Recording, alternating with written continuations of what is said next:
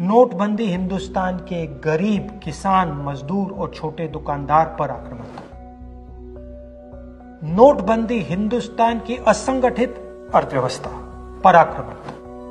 8 नवंबर 8 बजे 2016 प्रधानमंत्री जी ने नोटबंदी का निर्णय लिया। 500 रुपए, 1000 रुपए का नोट रद्द कर दिया। पूरा हिंदुस्तान बैंक के सामने जाके खड़ा हुआ। आपने अपना पैसा, अपनी आमदनी बैंक के अंदर डाली। पहला सवाल, काला धन मिटा?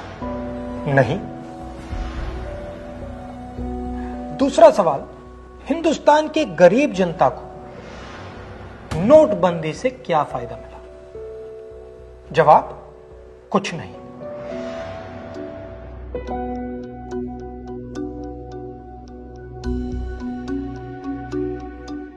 तो फायदा किसको मिला? फायदा हिंदुस्तान के सबसे बड़े अरबपतियों को मिला। कैसे? आपका जो पैसा था, आपके जेब में से, आपके घरों में से निकालकर उसका प्रयोग सरकार ने इन लोगों का कर्जा माफ करने के लिए किया।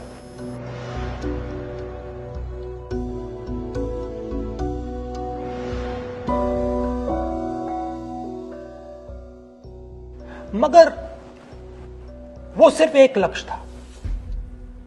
दूसरा लक्ष्य भी था छुपा हुआ, जमीन साफ करने का। जो हमारा इनफॉर्मल सेक्टर है, असंगठित अर्थव्यवस्था का सेक्टर है, वो कैश पे चलता है। छोटा दुकानदार हो, किसान हो, मजदूर हो, वो कैश से काम करता है। नोटबंदी का दूसरा लक्ष्य, जो जमीन साफ करने का लक्ष्य, असंगठित अर्थव्यवस्था के सिस्टम से नगद कैश को निकालने का। प्रधानमंत्री ने स्वयं कहा कि वो कैशलेस इंडिया चाहते हैं, कैशलेस हिंदुस्तान चाहते हैं। अगर कैशलेस हिंदुस्तान होगा तो असंगठित अर्थव्यवस्था तो खत्म हो जाएगी। नुकसान किसको हुआ? किसानों को, मजदूरों को, छोटे दुकानदारों को, स्मॉल एंड मीडियम बिजनेस वालों को, जो कैश का प्रयोग करते हैं, जो बिना कैश जी ही नहीं सकते। नोटबंदी हिंदुस्तान के गरीब, किसान, मजदूर और छोटे दुकानदार पर आक्रमण था। नोटबंदी हिंदुस्तान की असंगठित अर्थव्यवस्था पर आक्रमण था।